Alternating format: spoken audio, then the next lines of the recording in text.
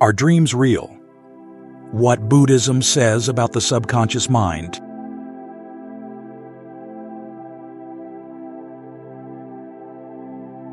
Chapter 1. The Dream Mind. Dreams, mind's own reality. Have you ever woken up from a dream and felt like it was incredibly real? The emotions were vivid. The people were there. The places felt like you could touch them. And yet you know it wasn't real in the way our waking world is. This strange intersection of our minds, the place where dreams happen, is a territory that has fascinated thinkers and spiritual seekers for a long time. When we dream, what exactly is going on in our minds? It's a question that might not have a simple answer, but Buddhism offers a view that might help us understand. In Buddhist teachings, there are three main states of mind: the waking state, the dreaming state, and the state of deep sleep. Each of these states is different, but they are all parts of our consciousness. In our waking life, we use our five senses: sight, hearing, smell, taste, and touch to interact with the world. We're aware of our bodies, our surroundings, and our thoughts. But when we drift into sleep, our senses recede. Our minds, however, don't just shut off. Instead, we enter this strange land of dreams.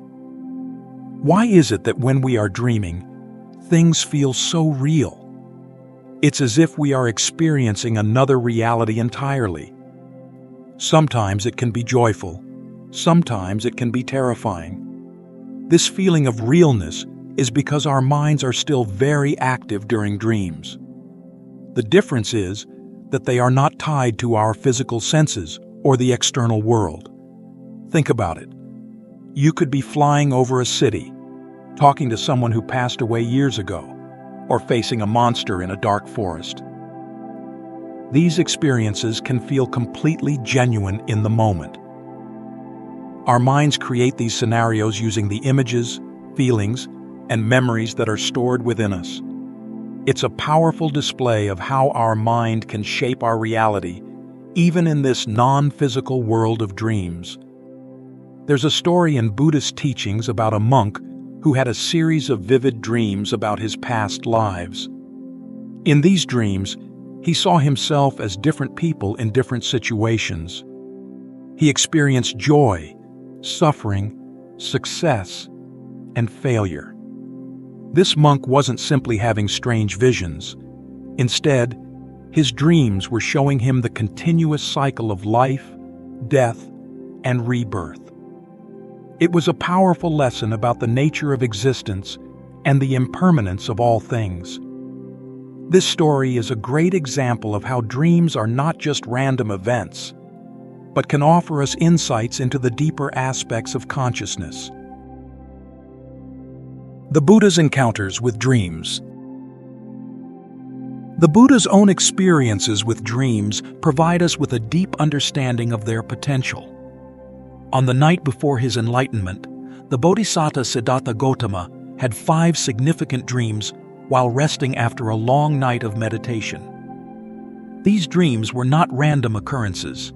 They were symbolic representations of his future path and the far-reaching impact of his teachings. First, he dreamt that his body lay on the ground and progressively grew in size until it covered Nepal and India. The Himalayas became his pillow. His left hand rested on the shore of the Bay of Bengal, and his legs reached the Indian Ocean. This dream symbolized that he would become a Buddha, and his teachings would be embraced by the entire population of Jambudvipa, roughly modern-day India, Pakistan, Bangladesh, and Nepal. His teachings would also spread north beyond the Himalayas, and east, west, and south via the ocean routes to all of humankind. In his second dream, a plant germinated from his navel, growing higher and higher into the sky. This was a portent that he would teach not only human beings, but also devas and brahmas. He would be a teacher of humans and gods, Sattadava Manusanam, and his teachings would be conducive to the welfare and happiness of all beings. The third dream depicted countless black-haired beings clothed in white, saluting and worshipping him. This indicated that numerous householders, who were previously entangled in various rites, rituals, and blind faith, would become his disciples. They would learn the Dhamma from him and gain immeasurable benefit. His fourth dream showed blue, golden, red, and gray birds coming from 4 directions, landing on his lap and turning white. This symbolized that people of all 4 classes, Brahmana, Khatya, Vesa, and Sudha, would become his disciples, ordaining as monks and nuns and liberating themselves from the cycle of life and death. People from all classes and creeds would become pure and prioritize conduct over religious affiliation and caste. Lastly, the 5th dream showed him walking on earth covered with excreta, yet it did not touch him. This indicated that even though he resided in a world filled with impurity, he would remain pure, detached from worldly contamination.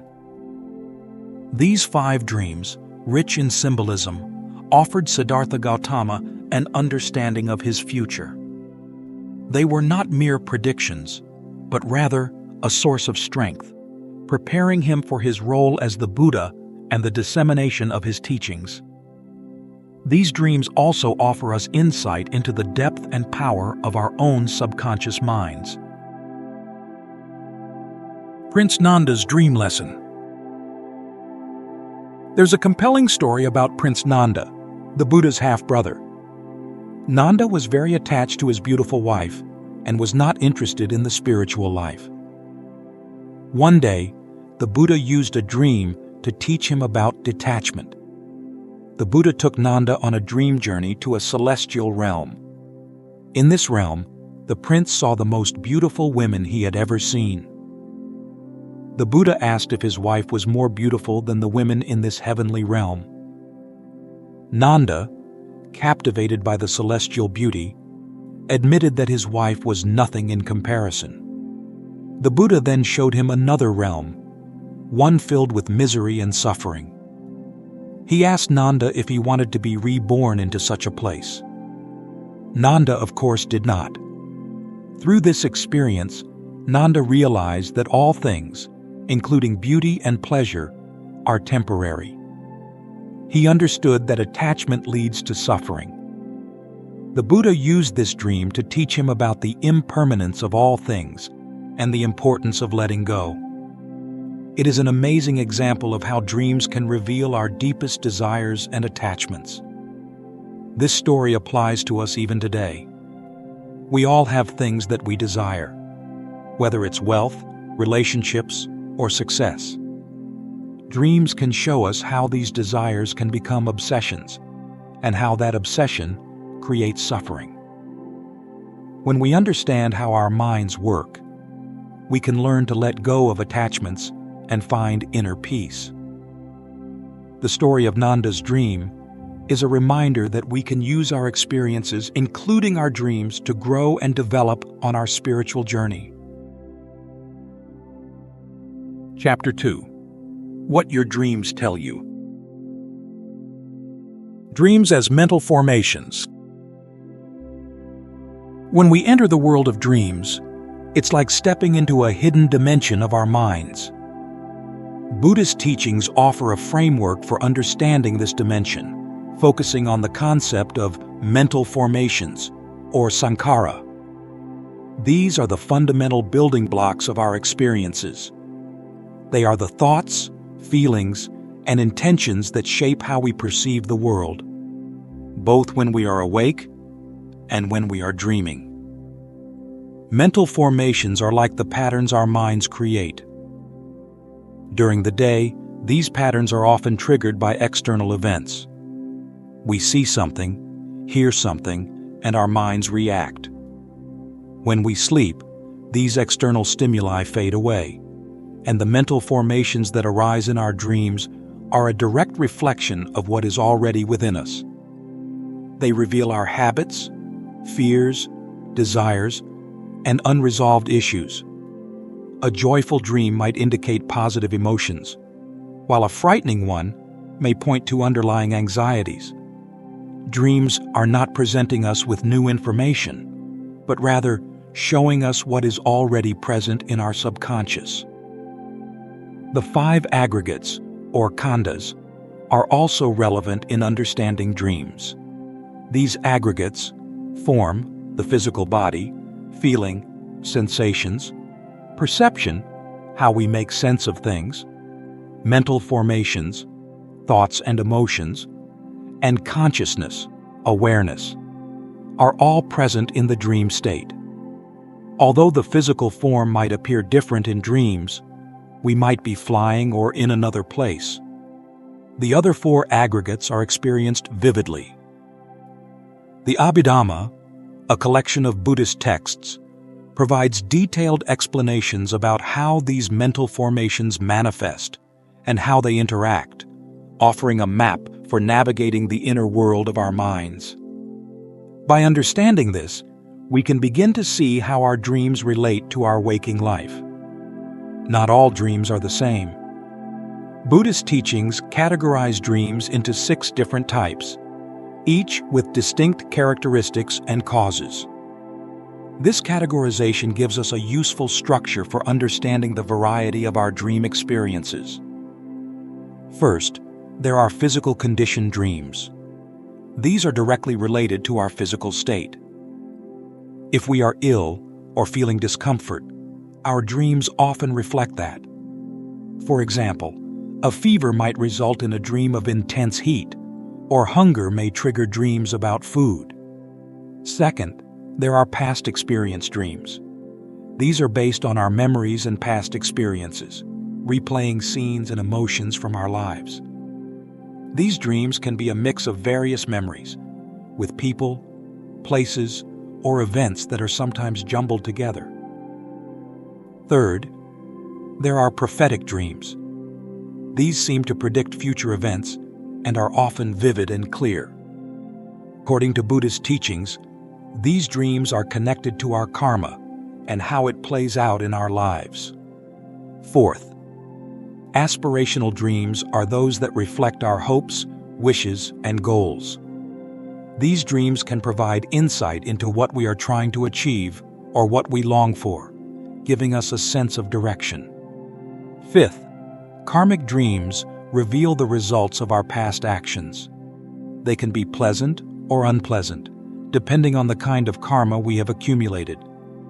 These dreams allow our minds to process the consequences of our actions.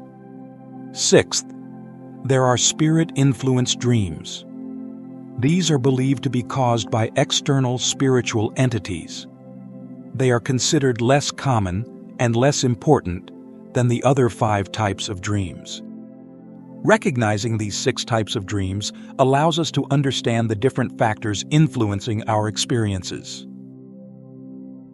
Predictive aspects of dreams. The question of whether dreams can predict the future is a complex one. From a Buddhist perspective, precognitive dreams are not about supernatural abilities. Instead, they're seen as a reflection of our karma. Our actions create patterns in our minds, and these patterns can sometimes manifest as dreams that seem to foretell future events. These dreams are not necessarily a fixed destiny, but rather potential outcomes based on our past actions. It's important to remember that not all dreams are significant. Most dreams are simply a mix of memories and emotions. Significant dreams are usually vivid, clear, and have a strong emotional impact. They are the kind of dreams that we remember clearly even after waking up. They often leave us with a feeling of understanding or a sense of clarity. The role of karma is critical in understanding prophetic dreams. Our actions create effects that ripple throughout our lives, sometimes showing up in our dreams as possible consequences. The story of King Pasenadi's dream, interpreted by the Buddha, is a reminder that even dreams that seem predictive can be an invitation to examine our mental state. The Buddha helped him understand that his dream wasn't a literal prediction of death, but a warning about his fears and anxieties. The story of King Bimbisara's dream is another illustration of how dreams can reveal deeper insights. King Bimbisara had a dream in which he was surrounded by flames and could not escape. Disturbed, he sought the Buddha's guidance. The Buddha explained that the flames in his dream represented the internal fires of greed, hatred, and delusion that were burning within him, the causes of suffering. The Buddha not only interpreted the meaning of the dream, but also provided practical ways for the king to overcome these internal fires. He taught the king about mindfulness, meditation, and the importance of letting go of attachments. As a result, King Bimbisara experienced a significant transformation, gaining a deeper understanding of the causes of suffering and learning how to live a more peaceful life. This story teaches us that dreams can show us the internal battles we are facing. It highlights the importance of reflecting on our dreams and seeking understanding. It also demonstrates that dream interpretation is not about predicting the future, but about gaining clarity on our present state of mind. The Buddha's method, recalling the dream's details, identifying the emotions it evoked, and applying Buddhist teachings, is a practical approach we can use in our own lives. Chapter 3. The Storehouse of Mind. When we explore the depths of the mind, we often encounter concepts that go beyond our everyday experiences. One such concept in Buddhist teachings is the store consciousness, or alaya vijnana. It's a deep level of consciousness that acts like a storehouse for all our experiences, both conscious and unconscious. It's like a vast ocean where all the seeds of our actions, thoughts, and emotions are stored. The alaya vijnana is not something we are usually aware of in our daily lives. It operates beneath the surface of our conscious mind, influencing our thoughts, feelings, and behaviors. It's where the impressions of our past experiences are kept. These impressions, or seeds, shape how we perceive the world and how we react to different situations. When we have a particular experience, it plants a seed in our store consciousness. These seeds can then sprout and grow, influencing our future thoughts, feelings, and actions. This concept is important because it explains how our past experiences continue to affect us, even when we are not consciously aware of them. It's why we might have certain reactions to things without knowing why. It's like the subconscious programming that runs in the background of our minds. Our dreams are also influenced by the alaya vijnana. The images, feelings, and scenarios that arise in our dreams are often a reflection of the seeds that are stored within it. The idea of store consciousness has similarities to modern psychology's concept of the unconscious mind. Both concepts suggest that there is a part of our mind that operates beyond our awareness, storing our past experiences and influencing our present behavior. However, the Buddhist concept of alaya vijnana goes deeper, connecting it to the cycle of rebirth and the accumulation of karma. It's not just about our individual experiences. It's also about how our past actions continue to shape our present and future lives. Buddhist teachings also describe 8 levels of consciousness, which provide a more nuanced understanding of how our minds work. These levels are not separate entities, but rather different aspects of our overall consciousness. The first 5 levels are the 5 senses: sight, hearing, smell, taste, and touch. These are the levels of consciousness that we are most familiar with, as they are the ones that we use to interact with the external world. The sixth level is mental consciousness, which is the level where we process our thoughts and feelings. The seventh level is the defiled consciousness, which is the level where we experience our ego and sense of self. The eighth level is the store consciousness, alaya vijnana, which, as we have seen, is the deepest level of consciousness. In dreams, these 8 levels interact in a unique way. The 5 sense levels are active, creating the images, sounds, and sensations that we experience in our dreams. Mental consciousness processes these experiences, while the defiled consciousness can create feelings of fear or desire. The store consciousness provides the raw material for the dream, using the seeds that have been stored within it. By understanding these 8 levels of consciousness, we can gain a deeper understanding of our dream experiences. We can see how they are a complex interplay of different aspects of our mind. The Buddha's teachings on these levels of consciousness provide a map for exploring the depths of our minds. Chapter 4: Dreams as Practice. Dream Yoga uses our dreams as a path for spiritual growth. The key is recognizing the dream as a dream, which we call lucid dreaming. This requires a shift in our awareness, and we prepare for it through mindfulness, concentration, and reflection in our waking lives. Traditional methods for this practice include visualizations and mantras.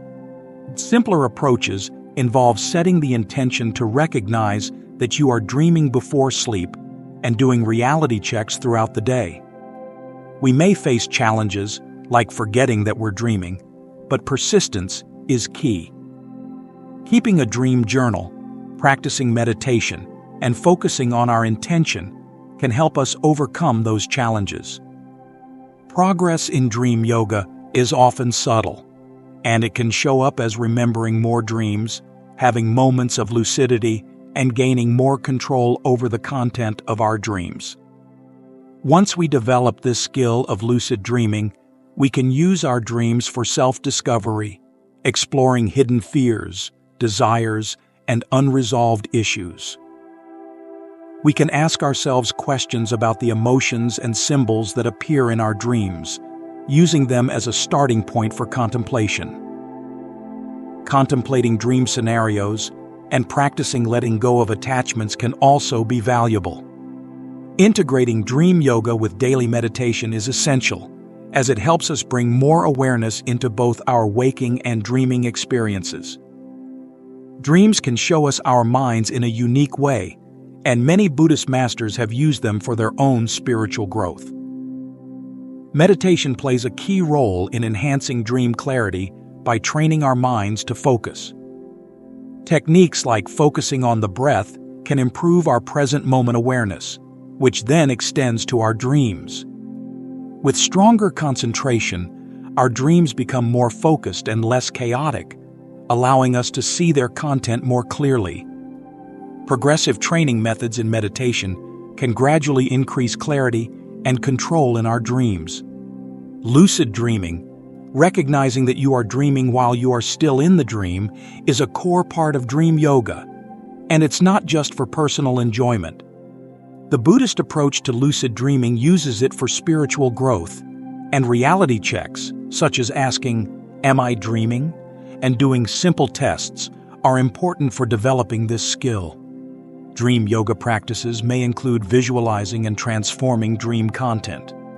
We may have experiences of joy and freedom in lucid dreams, but it's important to approach these experiences with mindfulness and detachment, always focusing on spiritual growth. Ultimately, dream yoga aims for self-understanding. We can reflect on our dreams to see patterns in our thoughts, feelings, and actions. Journaling, discussing our dreams with others, and using meditation to explore their meaning can be helpful. We can then integrate our dream insights into our daily life, letting go of attachments, cultivating compassion, and living with greater awareness. The long-term benefits include peace, clarity, and well-being. Dreams, through the practice of dream yoga, become a powerful path to transformation and awakening.